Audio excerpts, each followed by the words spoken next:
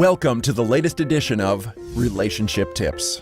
Today's topic, ego and self-esteem. Have you ever been in a relationship with someone who works hard to be the center of attention? This person might focus too much on things like his car, clothes, bank account, body shape, or the size of his house. He may often remind you that he's the smartest, most successful, or greatest in many areas of his life. He might even have groups of people that appear to admire him. Now, in this brief description, it might be difficult to determine if this person's driven more by ego or by self-esteem. You could probably make an argument for either side. However, it's important to understand the differences between the two, because one is healthy and one is not. You see, when a person has self-esteem, they are connected to their real self. Their behaviors align with their own core values. They treat themselves and others with respect. They are compassionate and empathetic. They feel comfortable setting healthy boundaries. They are confident, connected, open-minded, and remain curious. A person with self-esteem embraces ideas, people, cultures, and customs that are different from their own. They are comfortable doing the right thing, even when no one is watching. Their behaviors match their internal goodness. They are, in essence, solid as a rock. So, what happens when a person's real self was never supported in childhood? What happens if their caregivers treated them as incompetent, inadequate, unimaginative, or even disappointing?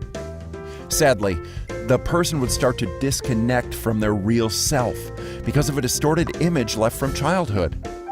They would then begin to fabricate a false self, simply just to survive. This false self could manifest itself as a large ego.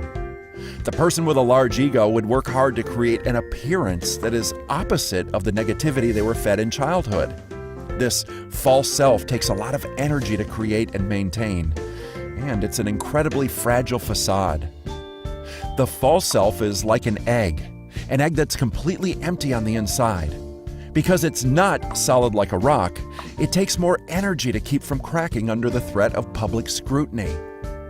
These people are often described as thin-skinned, becoming enraged when others don't agree and see things the way they do. And they sometimes devalue others as a way to make themselves feel more powerful. Now, here's a hard question. Have you ever found yourself behaving in this way? If any of this sounds familiar to you, it could be that your ego is acting as a placeholder until you reconnect with your real self. Until then, you might be treating others the same way you were treated in childhood. So try the following tips. First, know that your real self already lives inside of you. Begin letting go of the negative images that were projected onto you as a child, and strive to behave in a way that matches your core values. Your 4 core values are to improve, to appreciate, to connect, and to protect. Know that any effort to reconnect with your real self will save you a lot of energy in the long run. Why? Because a large ego is not who you are, and it takes a lot of energy to keep this fragile structure from collapsing. When your behavior towards yourself and others is driven by your core values, you will begin to reconnect with your real self, causing your self-esteem to increase.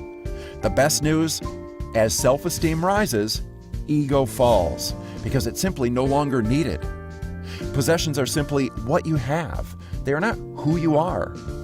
Just think about how your relationships will improve when your energy is diverted from ego maintenance to relationship building. So until next time, remember, change happens best when insight is combined with action.